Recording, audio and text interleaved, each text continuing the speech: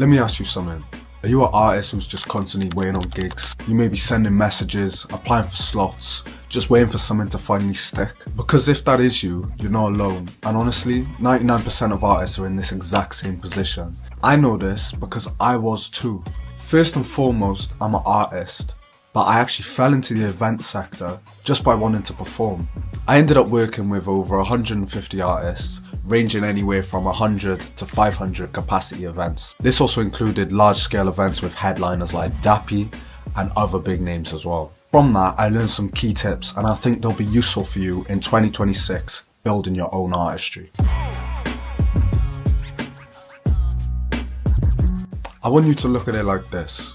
Waiting for gigs is like waiting on public transport. You'll get there, but you're tied to someone else's timetable, someone else's delays, and overall someone else's decisions. Now compare that with learning to drive. You choose when to leave, you choose where to go, and you also choose the route.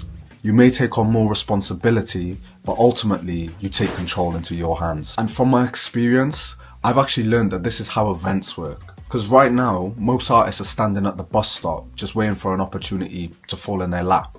But realistically, you can solve the problem yourself. If you throw the event, you dictate the venue, the date, the capacity, and even your support acts. So my advice would be this: don't wait for the bus, build the route. Using events to leverage your network. Have you ever messaged an artist you may like and just ended up on no reply? This is where throwing events changes everything pretty much. And it's because of this. Artist to artist networking is completely different from promoter to artist networking. It stops being a crabs in a bucket dynamic into a win-win situation for you both. If there's anything that I learned, it's promoting fast tracks your network into connections you wouldn't have had otherwise.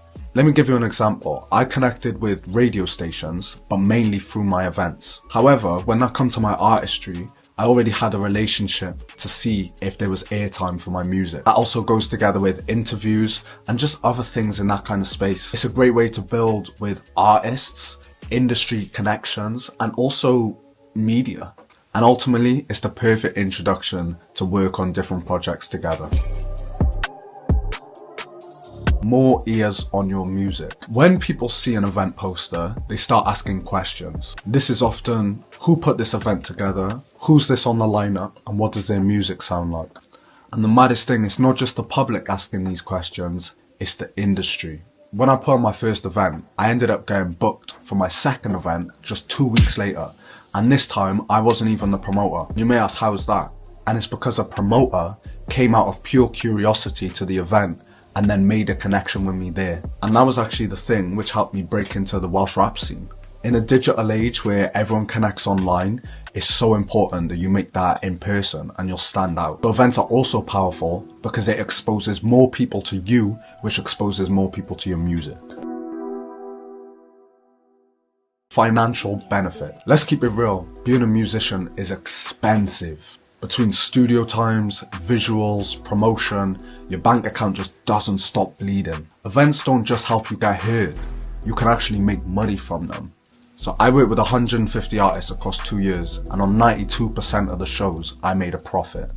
So this is the method which is really going to separate you in 2026. This isn't just control over your gigs, it's control over your artistry. And if you want to learn how to do this, drop me an email, drop me a message, and I'll be keen to help. Truth is, most people end doing it because they can't be bothered. It is more effort, but be a game changer for you.